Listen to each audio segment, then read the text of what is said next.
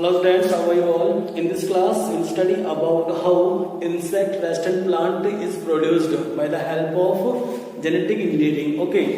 अब टॉपिक है बेटा हमारा उसका बीटी कॉटन. ठीक है, BT cotton is an example of insect-resistant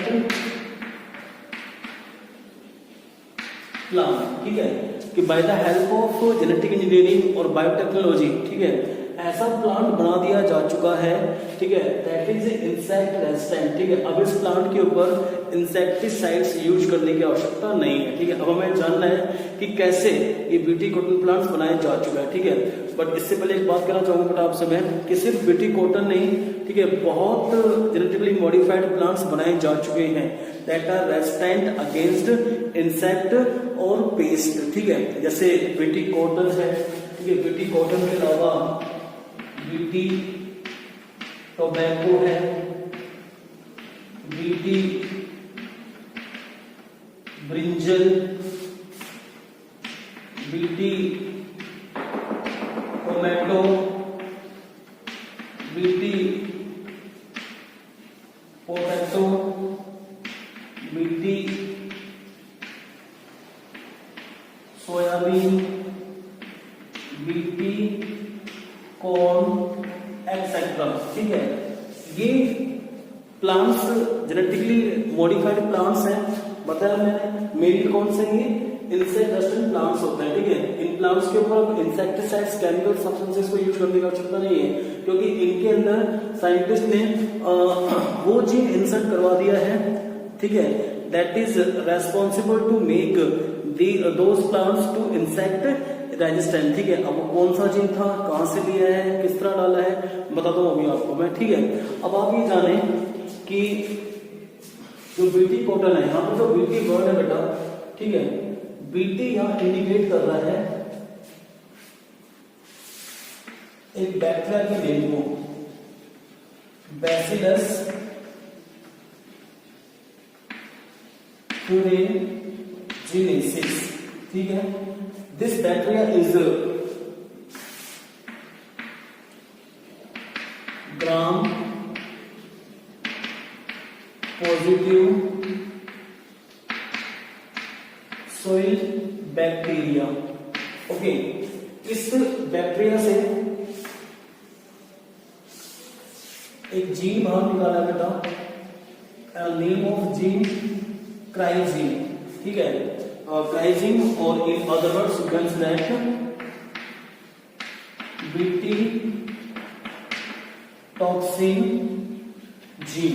ये आप समझिए. ठीक है, कि जो बीटी है, बीटी का इंडिकेट कर रहा है यहाँ पर एक बैक्टीरिया के नेम को, bacillus thuringiensis, and I have told you this bacillus thuringiensis named bacteria is gram positive और soil borer bacteria. Okay, from this bacteria one gene is isolated, that is called cryzine or BT toxin gene. okay, here cry indicate crystal genes. ठीक है, cry क्या indicate कर रहा है यहाँ पे, crystal gene, क्योंकि ये जीन जो टॉक्सिक प्रोटीन बनाता है, this toxic protein occurs in crystal form. okay, and in other words we can say that it produces crystal toxic protein. ठीक है, अब ये कैसे प्रोसेस है पूरा देखें. ठीक है, लेकिन हमारे सिलेबस में दिया हुआ है सिर्फ बीटी कॉटन के बारे में. ठीक है, तो आप बीटी कॉटन के बारे में जानेंगे, लेकिन पहले आपको ये भी समझना है कि अगर आपको पूछता है कि भाई पहली जो जेनेटिकली मॉडिफाइड क्रॉप थी, ठीक है, वो कौन सी थी, वो थी बेटा बीटी टोबैको. ये भी आप ध्यान रखें. ठीक है, अब इसमें क्या है कि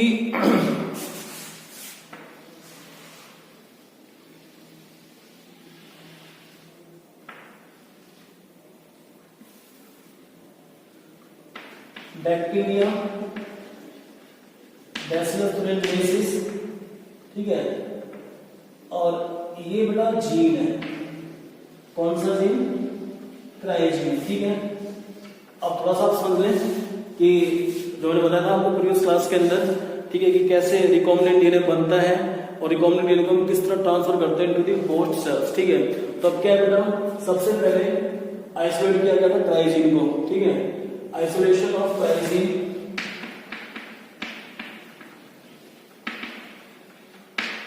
आइसोलेशन ऑफ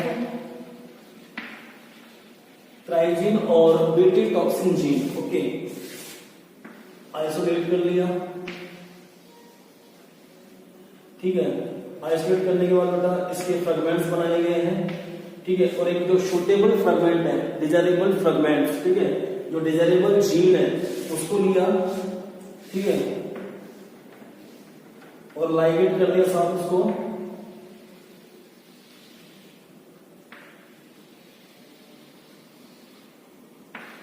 वेक्टर के साथ, और ये हो गया बेटा क्राइजीन, ठीक है। अभी क्या बन गया है, रिकॉम्बिनेंट डीएनए।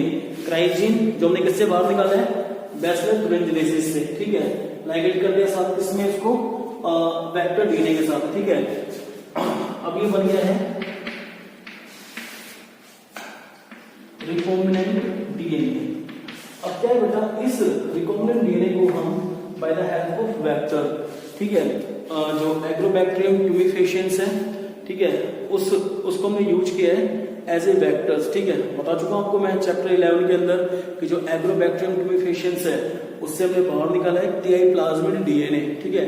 और जो टीआई प्लाज्मिड डीएनए है, it consist T DNA that is responsible to create tumours into the cells, into the plants body.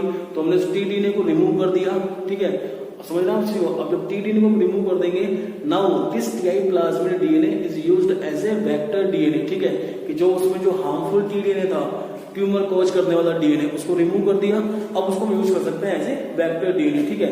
तो जो हमने क्राइजीन बाहर निकाला है फ्रॉम बैसिलस तुरिनजेनेसिस नेम्ड बैक्टीरिया, उस क्राइजीन को हमने साथ जोड़ दिया किसके, एग्रोबैक्टीरियम ट्यूमिफेशियंस वेक्टर के साथ, ठीक है। अब इसको ट्रांसफर करना है क्राइजीन को into the host plant cells, ठीक है, कि हमने अब इस क्राइजीन को कहां डाल दिया, into the host plant body. अब बात स्टार्ट होती है अपनी मेन समझने वाली, ठीक है, कि जो ये क्राइजीन है बेटा, ठीक है, ये क्राइजीन जीन क्या है, डीएनए है, पता है आपको चीज का। मैं कह चुका हूं कि हर एक प्रोडक्ट के लिए, चाहे एंजाइम्स है, प्रोटीन है, जो भी है, ठीक है, जीन रेस्पॉन्सिबल होता है, ठीक है, समझ रहा है चीज को। each and every product is synthesized by the help of a specific gene, ठीक है। अब ये जीन जैसे ही जाएगा रेप्लिकेशन करेगा बेटा, ठीक है, रेप्लिकेशन के बाद फिर क्या शो करेगा, ये ट्रांसक्रिप्शन शो करेगा, and by the help of transcription this gene converts into the mRNA, ठीक है। तो जब एमआरएनए बन जाएगा तो mRNA acts as a master strand, ठीक है, to start a process that is called protein synthesis और translation. During translation a toxic protein is formed, ठीक है। जो टॉक्सिक क्रिस्टल प्रोटीन बनती है वो किससे बनती है, क्राइजीन से। और कहां पर बनती है बेटा, होस्ट प्लांट बॉडी के अंदर, जिस प्लांट्स के अंदर हमने उसको इंसर्ट करवाया, किसको, क्राइजीन को, ठीक है। अब यहां क्या बन चुकी है, लिख देते हैं अपन, toxic crystalline protein.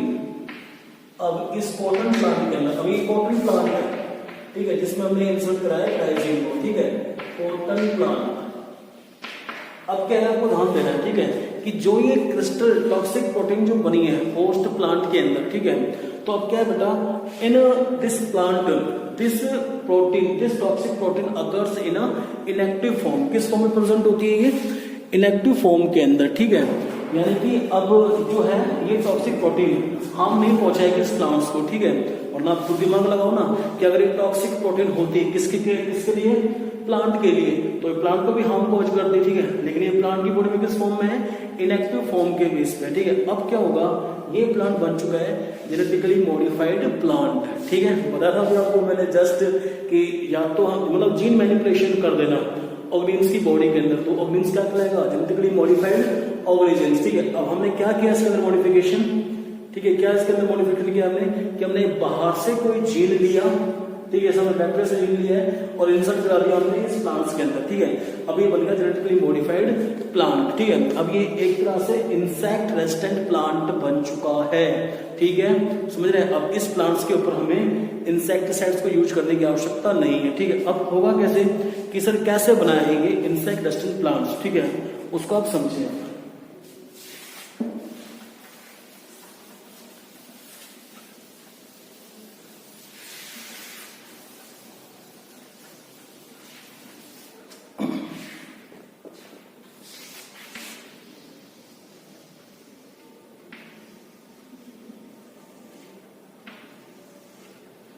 BT cotton, कौन सा काम बताइए, बीटी कॉटन, ठीक है। अब क्या हो रहा है बेटा कि कोई इंसेक्ट,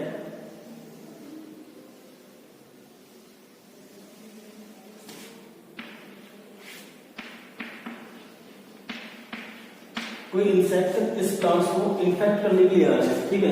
वो आपको बताया बेटा कि जो इंसेक्ट्स हैं, ठीक है, इंसेक्ट्स के अंदर 3 रीजन्स होते हैं, एक तो फोरगट, एक मिडगट और एक हिंडगट, ठीक है।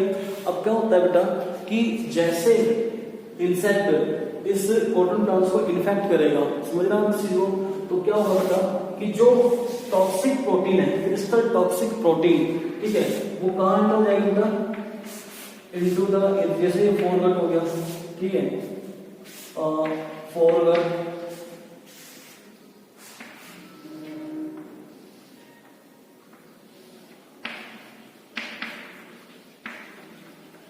मिडगट और last hindgut, okay, hindgut. When toxic substances enter into the midgut of insect, okay, then these toxic substances becomes active, ठीक है, जो क्रिस्टल प्रोटीन की बताओ, it becomes active in the presence of alkaline pH, किसकी presence में, in the presence of alkaline pH,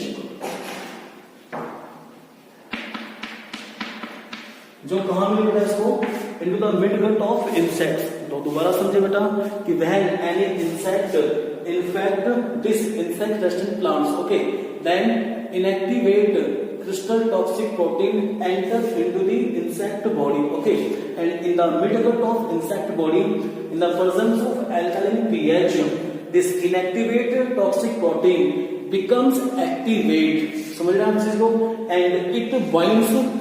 and it binds on the surface of epithelium cells, ठीक है, और कहां बैठ जाएगी बेटा, on the surface of epithelium cells, ठीक है, and it creates pores, और क्या क्रिएट करना शुरू कर देगी, pores, ठीक है, on the surface of epithelium cells, ठीक है, यहां पर क्या है बेटा, pores बनाना शुरू कर देगी, ठीक है, and it also causes cell lysis, और क्या कॉज करेगी ये, cell lysis, ठीक है।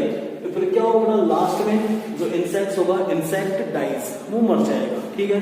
तो ये क्या बोलता था, इंसेक्ट रेसिस्टेंट प्लांट्स था, ठीक है। अब हमने इस प्लांट्स के ऊपर किसी भी तरह का कोई इंसेक्टिसाइड्स यूज नहीं किया है, ठीक है।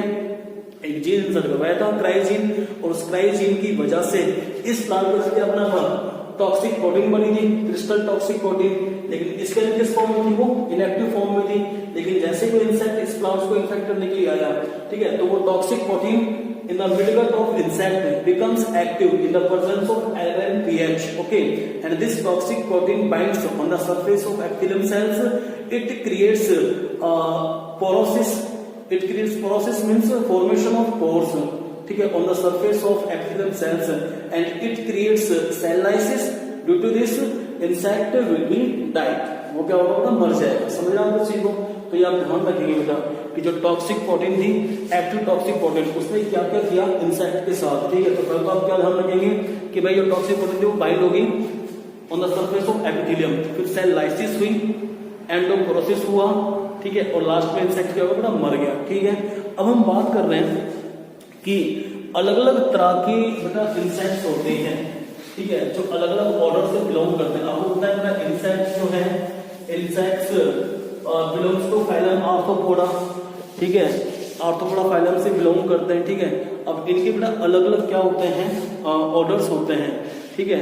जो फाइलम आर्थ्रोपोडा है, ठीक है, उसके भी अलग अलग ऑर्डर्स हैं, ठीक है, जिनके अंदर अलग अलग तरह के इंसेक्ट्स प्रेजेंट होते हैं। जैसे हम बात कर रहे हैं पहले लेपिडोप्टेरन, ठीक है, इसके अंदर प्रेजेंट होते हैं बेटा टोबैको, बडवर्म, ठीक है, आर्मी बडवर्म, बोलवर्म, ठीक है। फिर हम बात कर रहे हैं सेकंड कोलियोप्टेरन, ठीक है, और जो कोलियोप्टेरन से बेटा उसके अंदर आते हैं बेटेल्स, फिर हम बात कर रहे हैं डाइप्टेरेंस। डाइप्टेरेंस के अंदर क्या आते हैं, फ्लाइज, मॉस्किटोज।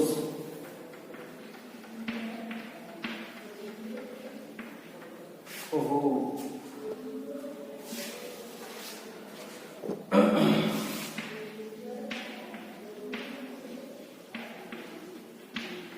ठीक है, मॉस्किटोज आ रहे हैं इसके डाइप्टेरेंस के, ठीक है। तो ये कैटेगरीज है बेटा, ठीक है, इंसेक्ट्स की जो बिलोंग करते हैं डिफरेंट डिफरेंट ऑर्डर से। जैसे लेपिडोप्टेरा से कौन करे, टोबैको बर्डवर्म्स, आर्मी बर्डवर्म्स, बॉलवर्म्स, ठीक है। कोलेप्टरम से बेटल्स है, डाइप्टेरल्स है, फ्लाइज और मॉस्किटोज है, ठीक है। कुछ हेलिकोबर्म्स वायरस भी मतलब चोरी ऑर्डर्स वाले इंसेक्ट्स भी होते हैं, ठीक है।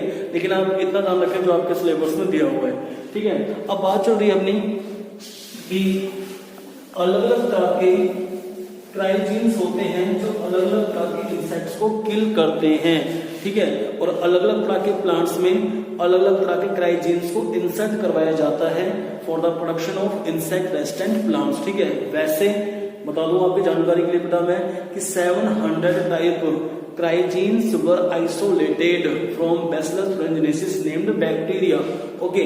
और हर अलग अलग तरह का क्राइजीन जो होता है, ठीक है, क्रिस्टल जीन्स, वो अलग अलग तरह के प्लांट्स में इंसर्ट करवाया जाता है, ठीक है। अब जो हमारे सिलेबस में है, ठीक है, वो दिया हुआ है।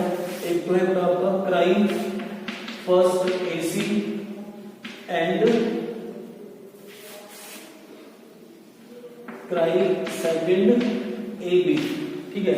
अब क्राई फर्स्ट एसी और क्राई सेकंड एबी, ठीक है, इन जीन्स को इंसर्ट करवा रहे हैं किसके अंदर, कॉटन प्लांट्स में, ठीक है। और किसके अंदर करवा रहे हैं, कॉटन बॉलवर्म, ठीक है। एक है क्राई फर्स्ट एबी, उसको इंसर्ट करवा रहे हैं कॉर्न प्लांट के अंदर, ठीक है। और किसके अगेंस्ट करवा रहे हैं, कॉर्न बोरर इंसेक्ट्स के लिए, ठीक है। तो आप समझें कि cry first AC and cry second AB ये जीन्स हैं, ठीक है। इन जीन्स को इंसर्ट करवा दिया by the help of vector through cotton plants to kill cotton bollworms, ठीक है। जो कॉटन बॉलवर्म्स होता है इंसेक्ट है, ठीक है, जो कॉटन की लीव्स होती है बेटा, ठीक है। भाई कॉटन तो यहाँ लगा बीच में, उसकी जो लीव्स होती है, जैसे बताऊं आपको मैं,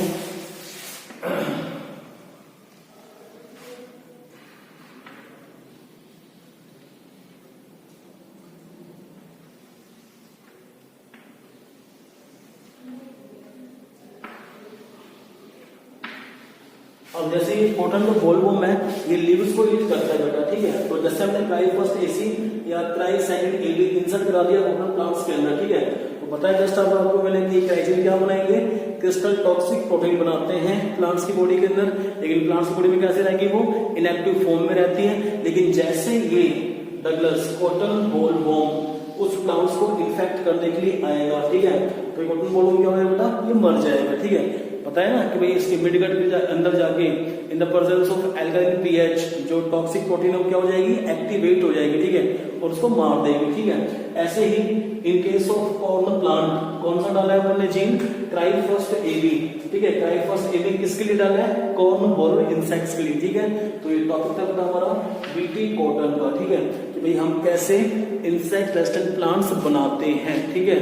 और नेक्स्ट टॉपिक होगा बेटा अपना पेस्ट रेजिस्टेंट प्लांट्स, ठीक है, कि how pest resistant plant is produced by the help of genetic engineering, okay. Thank you.